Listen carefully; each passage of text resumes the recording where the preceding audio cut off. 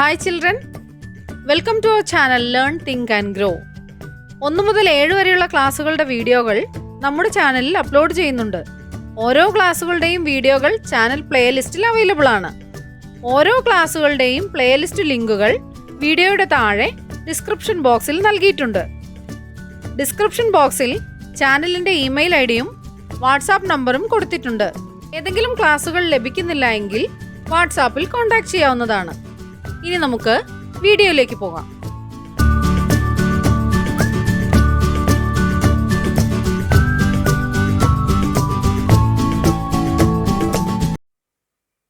Unit 8 വെളിച്ചം പകർന്നവർ. ഐക്യഗാഥ. കൂട്ടുകാരെ, തന്നിരിക്കുന്ന ചിത്രം ആരുടേതാണ്? ശ്രീബുദ്ധനെ കുറിച്ച് കൂട്ടുകാർ കേട്ടിട്ടുണ്ടോ? ബുദ്ധമതം സ്ഥാപിച്ച ആളാണ് ശ്രീബുദ്ധൻ. ശ്രീബുദ്ധന്റെ ആദ്യത്തെ പേര് സിദ്ധാർത്ഥൻ എന്നായിരുന്നു. അദ്ദേഹം വളരെ സുഖസൗകര്യങ്ങളിൽ കഴിഞ്ഞിരുന്ന ഒരാളായിരുന്നു. പിന്നീട് മനുഷ്യരുടെ ദുഃഖങ്ങളും കഷ്ടാനുഭവങ്ങളും കണ്ട് അദ്ദേഹത്തിന് ദുഃഖം തോന്നുകയും അദ്ദേഹത്തിന്റെ സുഖസൗകര്യങ്ങളെല്ലാം ഉപേക്ഷിച്ച് വനത്തിലേക്ക് പോവുകയും തപസ് അനുഷ്ഠിക്കുകയും ചെയ്തു. ഒരുപാട് കാലത്തെ തപസ്സിന് ശേഷം അദ്ദേഹത്തിന് ബോധോദയമുണ്ടായി. അങ്ങനെയാണ് അദ്ദേഹം ബുദ്ധനെന്ന് അറിയപ്പെട്ടത്. അന്യരെ ദ്രോഹിക്കരുത്, അവരെ പൂർണ്ണമായി സ്നേഹിക്കണം, എല്ലാവരുടെയും സുഖത്തിനായി പ്രവർത്തിക്കണമെന്നെല്ലാം ബുദ്ധൻ ആളുകളെ പഠിപ്പിച്ചു. ഇവിടെ തന്നിരിക്കുന്ന കഥ നമുക്കൊന്ന് വായിച്ചു നോക്കാം.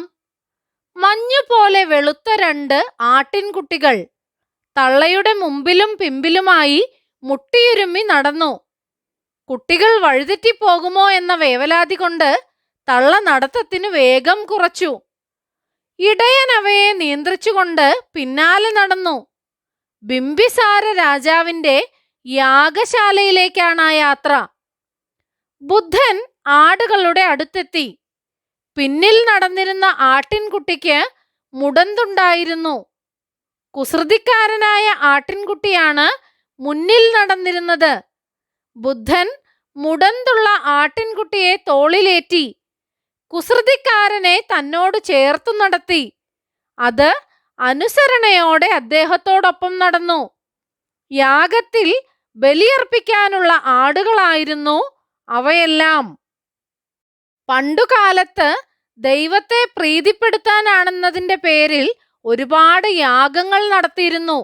ഒരുപാട് മൃഗങ്ങളെ യാഗത്തിനായി കൊന്നൊടുക്കിയിരുന്നു. ബുദ്ധൻ ഇവയ്ക്കെല്ലാം എതിരായിരുന്നു. യാഗശാലയിലെത്തിയ ബുദ്ധൻ ബിംബിസാരനോട് എന്തെല്ലാം പറഞ്ഞിരിക്കാം? മൃഗങ്ങൾ ഉൾപ്പെടെയുള്ള സഹജീവികളോട് ദയ കാണിക്കണം, അവരുടെ ജീവനെ ബഹുമാനിക്കണം. എല്ലാ ജീവജാലങ്ങളോടും നാം ദയ കാണിക്കണം, അവരുടെ ജീവനെ ബഹുമാനിക്കുകയും വേണം. എല്ലാ ജീവനും വിലപ്പെട്ടതാണ്. എല്ലാത്തിനോടും സ്നേഹവും സഹാനുഭൂതിയും ഉണ്ടാകേണ്ടതുണ്ട്.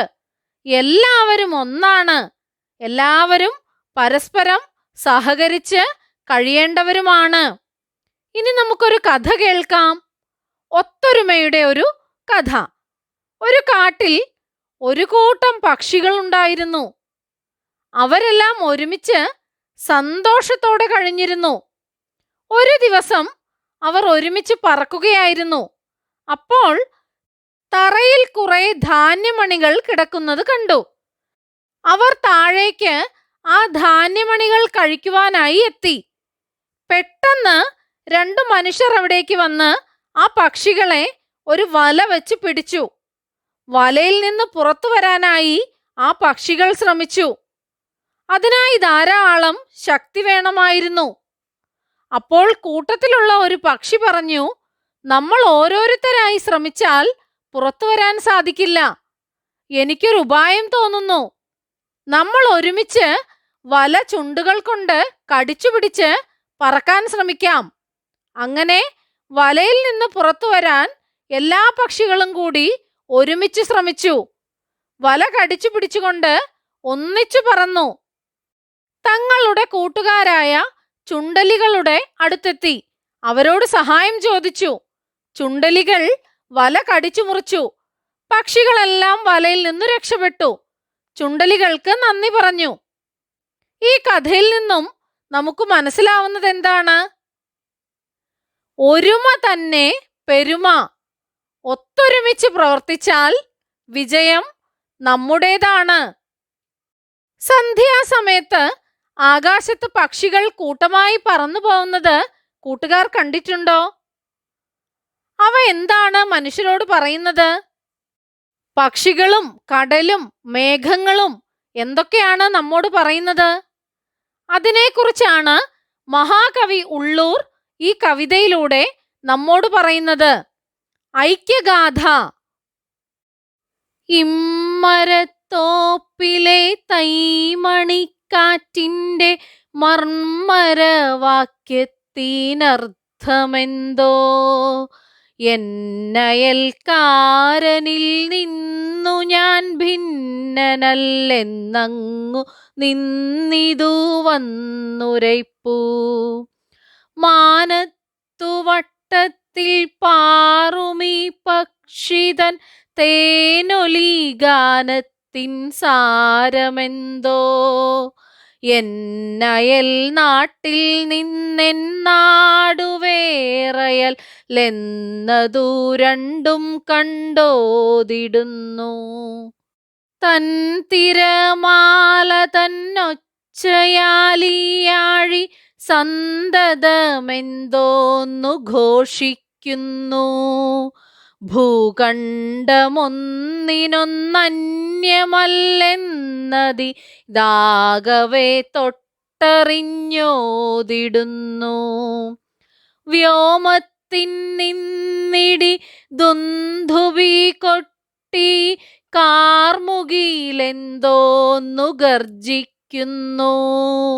രണ്ടല്ല നാഗവു മൂഴിയുമെന്നതു രണ്ടിനും മധ്യത്തിൽ നിന്നുരയ്പൂ. ഉള്ളൂർ എസ് പരമേശ്വരയ്യർ. എന്താണ് ഈ കവിതയിലൂടെ കവി നമ്മോട് പറയുന്നത്? ഇമ്മരത്തോപ്പിലെ തൈമണിക്കാറ്റിൻ്റെ മർമ്മരവാക്യത്തിനർത്ഥമെന്തോ, എന്നയൽക്കാരനിൽ നിന്നു ഞാൻ ഭിന്നനല്ല എന്നങ്ങു നിന്നിതു വന്നുരയ്പൂ. ഈ മരത്തോപ്പിലെ തൈമണിക്കാറ്റിൻ്റെ മർമ്മരവാക്യത്തിനർത്ഥമെന്താണ്? എൻ്റെ അയൽക്കാരനിൽ നിന്ന് ഞാൻ വ്യത്യസ്തനല്ല എന്നാണത് പറയുന്നത്.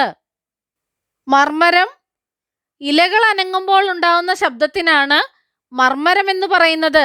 കാറ്റടിക്കുമ്പോൾ ഇലകൾ അനങ്ങുന്നു. കാറ്റ് വന്ന് നമ്മോട് പറയുന്നത് എന്താണ്? എൻ്റെ അയൽക്കാരനിൽ നിന്ന് ഞാൻ വ്യത്യസ്തനല്ല എന്നാണ് പറയുന്നത്. മാനത്തു വട്ടത്തിൽ പാറുമീ പക്ഷിതൻ തേനൊലി ഗാനത്തിൻ സാരമെന്തോ.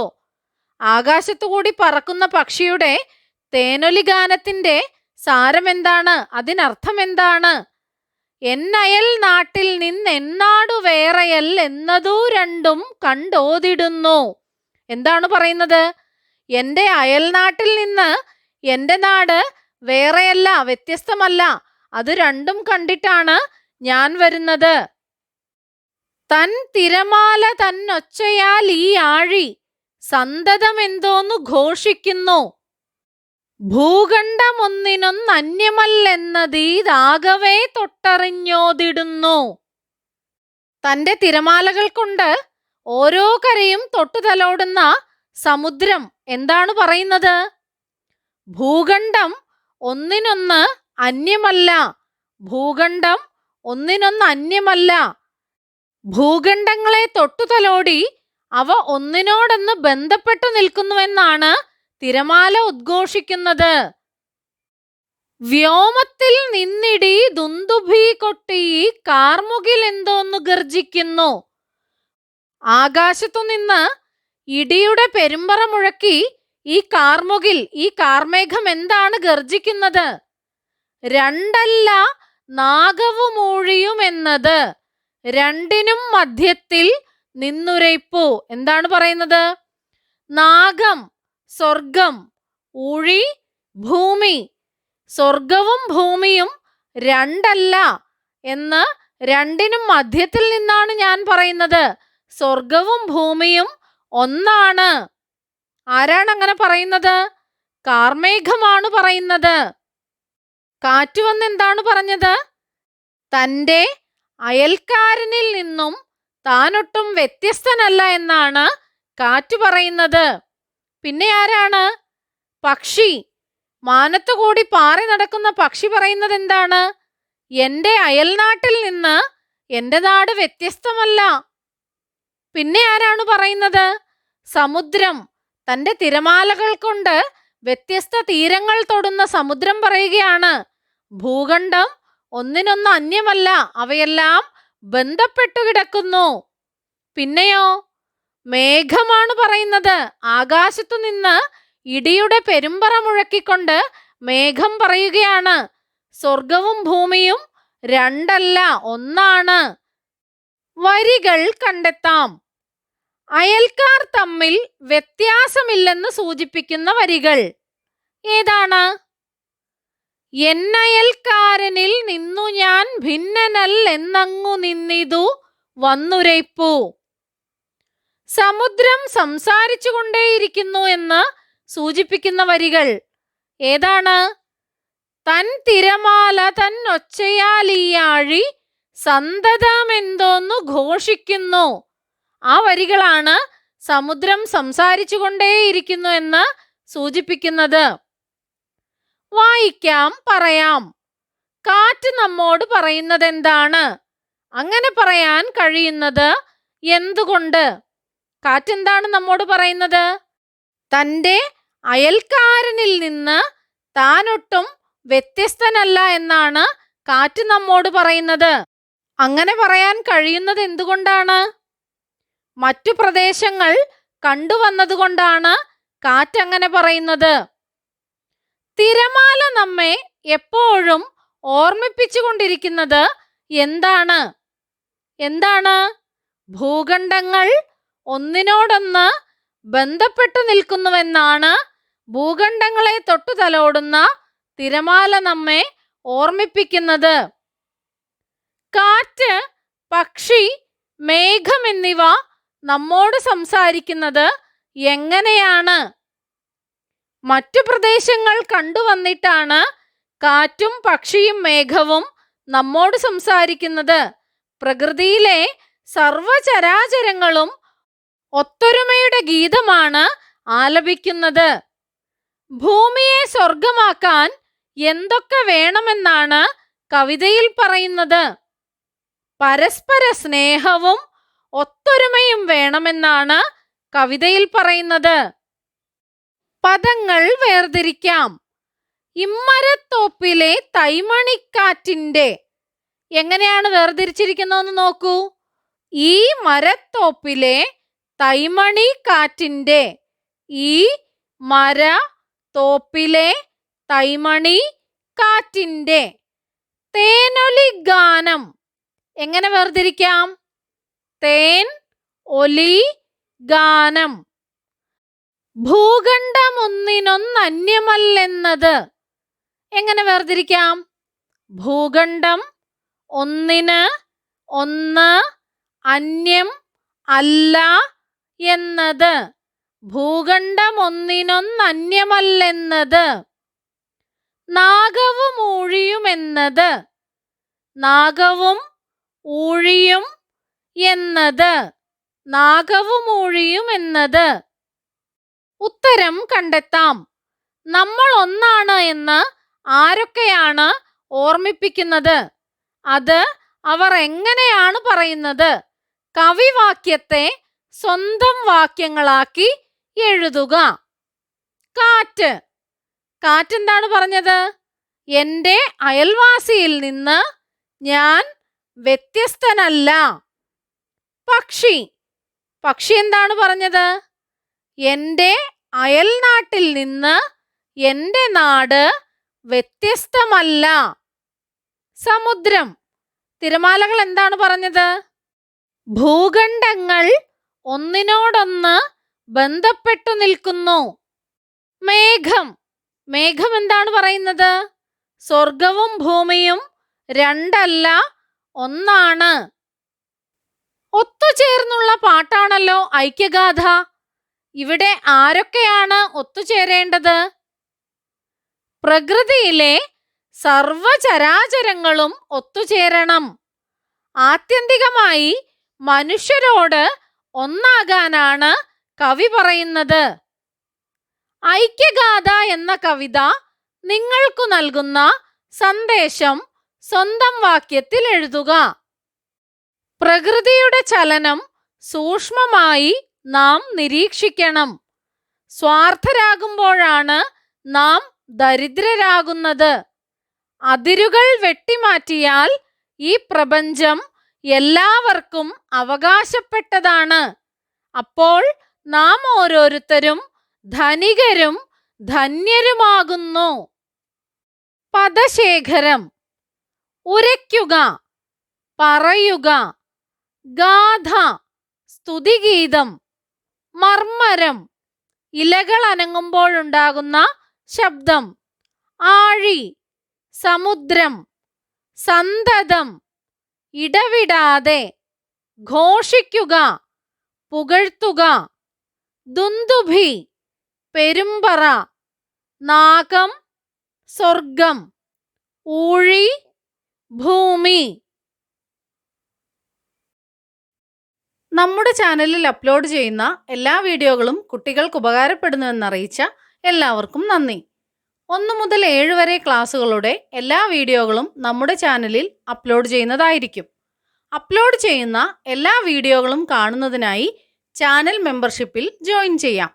അതിനായി ചെയ്യേണ്ടത് ഇത്രമാത്രം.